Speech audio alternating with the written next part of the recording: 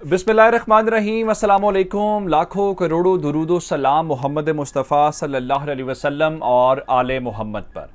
मैं हूँ उमर दराज गोंदल और आप मेरा फेसबुक और यूट्यूब चैनल देख रहे हैं।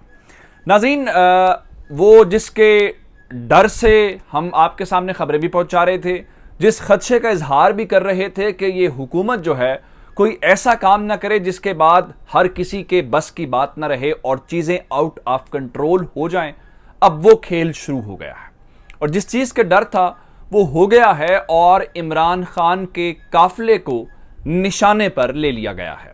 अब आप कहेंगे किस तरीके से? ये मेरी पहली खबर है। और दूसरी ये है कि गिरफ्तारी के लिए इनकी जानिब से बाकायदा धावा बोल दिया गया है। मेरे पास मुकम्मल कुछ प्लान है कि किसको कहां पे गिरफ्तार किया जा रहा है और मजीद कितने लोग हैं जो इस लिस्ट के अंदर मौजूद हैं। और मैंने चूंकि आपको बताया था कि राना सनाउल्लाह को मंजूरी मिल गई है, तो वो मंजूरी के बाद मजीद जो डिटेल्स हैं वो सामने आना शुरू हो गई हैं। और उसके बाद अब मैं आपको ये भी बता दूं कि मजमूई तौर पे डिप्लॉयमेंट इस्लामाबाद के अंदर कितनी जा रही है, इस सारी सिचुएशन को काउंटर करने के लिए वो भी आपके सामने रखूंगा। और शहबाज हुकूमत जो तकरीबन अपनी आखिरी सांसें ले रही हैं, उनकी जानिब से एक और ब्लंडर किया गया। और चूंकि जब हुकूमत जारी होती है तो उस वक्त ये सियासी लोग कुछ ऐसे फैसले करते हैं जो अपनी तरफ से हुकूमत बचाने के इक़दाम होते हैं, लेकिन वही हुकूमत डबोने के इक़दाम बन जाते हैं। तो एक और ब्लंडर के मुतल्लिक भी आपको खबर दूंगा। और फिर आपको एक और बात बताऊं, तहरीक इंसाफ और इमरान खान मैदान के अंदर आ रहे हैं, जिनके बारे में कहा जाता था कि ये पब्लिक में जाएंगे, इनको टमाटर पड़ेंगे, कोई इनके साथ नहीं खड़ा होगा। और दूसरी जानिब जो कहते थे कि हम मुस्तकबिल की हुकूमत हैं, उन्होंने मैदान छोड़ना शुरू कर दिया है। और आज उसका पहला सबूत मिला है कि एक ये रिपोर्ट कर रहे हैं, दूसरा मेरे पास खबर है कि आज ओकाड़ा का जलसा क्यों मनसूख हुआ है, वो भी आपके सामने रखूंगा। लेकिन अगर आपने अभी तक चैनल सब्सक्राइब नहीं किया और आप चाहते हैं कि आपको मुस्तनद और बर वक्त खबरें मिलती रहें, तो हमारा चैनल सब्सक्राइब कर लीजिए, बेल आइकन के ऊपर क्लिक कर लीजिए ताकि हमारी आइंदा आने वाली वीडियोस बर वक्त आप तक पहुंचते रहे। अब इस वक्त मामला यह है कि ये हुकूमत अपनी आखिरी सांसें ले रही है।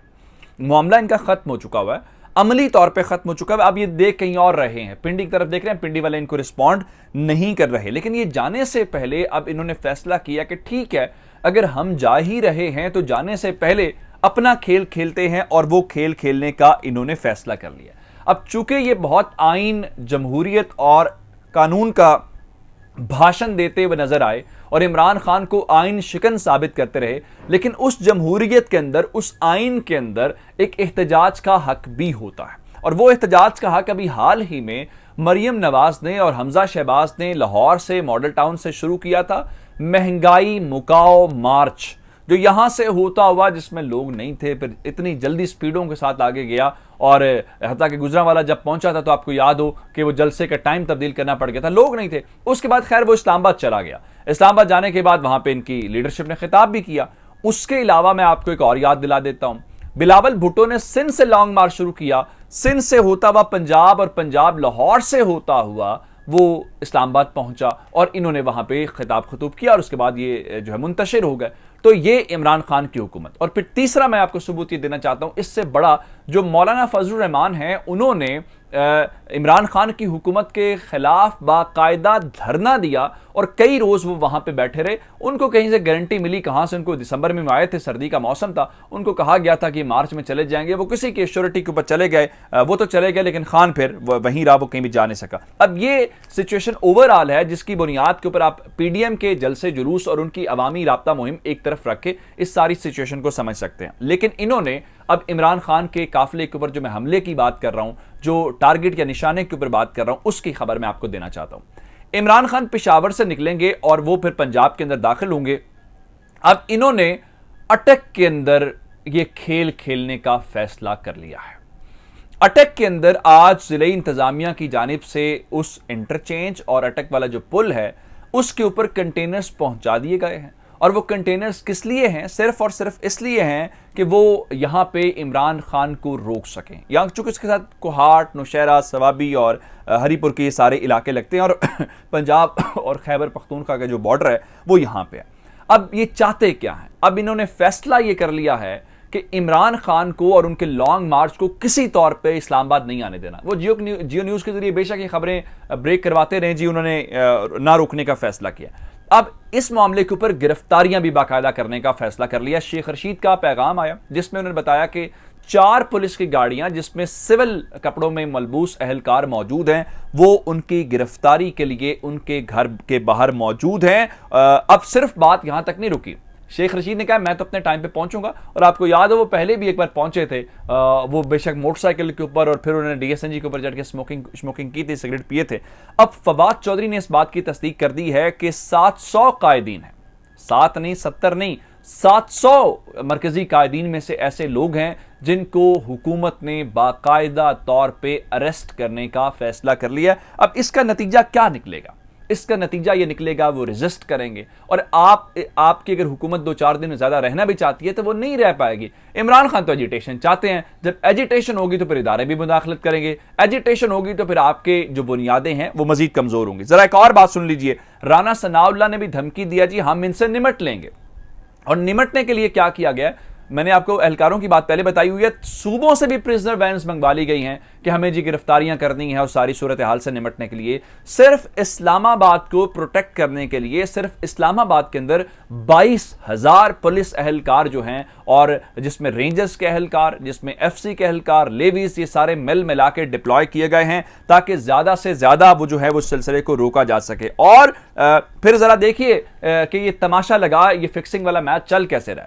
आज कौमी असेंबली का इजलास था, अपने अरकान पूरे नहीं कर सके, इजलास ताखीर से शुरू हुआ, और वहां पे राजा रियाज साहब जो हैं वो जी ऑपोजिशन लीडर हैं, और ये दुनिया का वाहिद ऑपोजिशन लीडर था जो मुल्क की सबसे बड़ी ऑपोजिशन की पार्टी तहरीक इंसाफ के चेयरमैन इमरान खान के खिलाफ तकरीर कर रहा था। और आज जमात इस्लामी के रुकन चित्राली साहब ने कह दिया कि राजा रियाज को ऑपोजिशन लीडर बनाया ही इसलिए गया है ताकि वो इमरान खान के ऊपर तनकीद करें। उधर नूर आलम खान को पब्लिक अकाउंट्स कमेटी का चेयरमैन लगा के फिक्सिंग की गई है, जी ठीक है जी आप घर में ही खेलते रहें। वो मैंने आपको समी और जो कलीमुल्लाह वाली मिसाल है वो दे चुके। अब आते हैं नून लीग की तरफ।